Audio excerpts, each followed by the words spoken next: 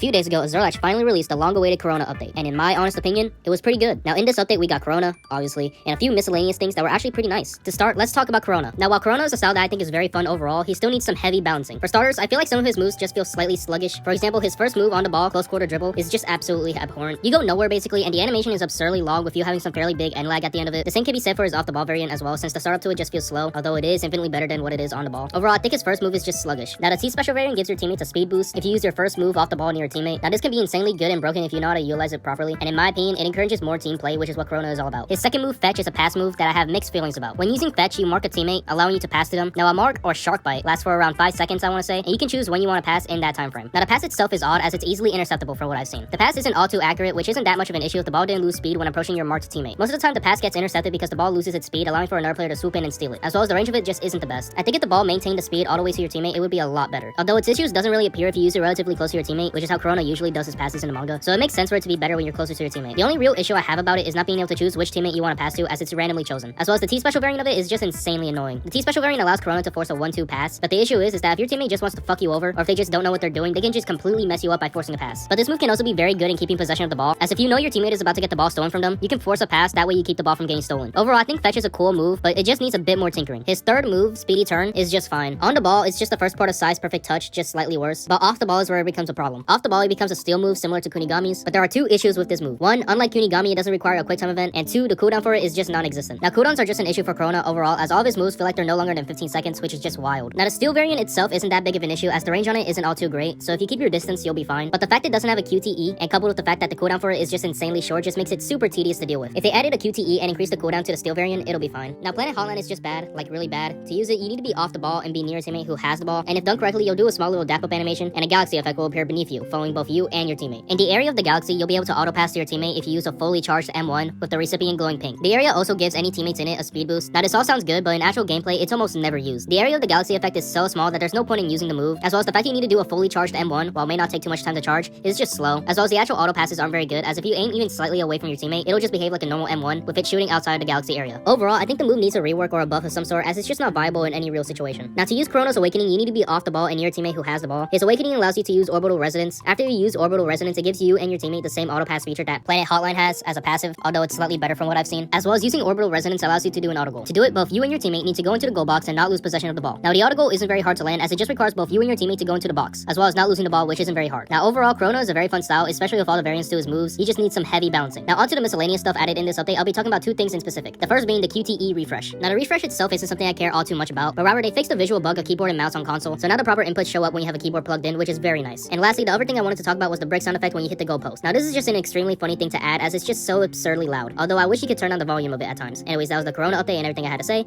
so see ya.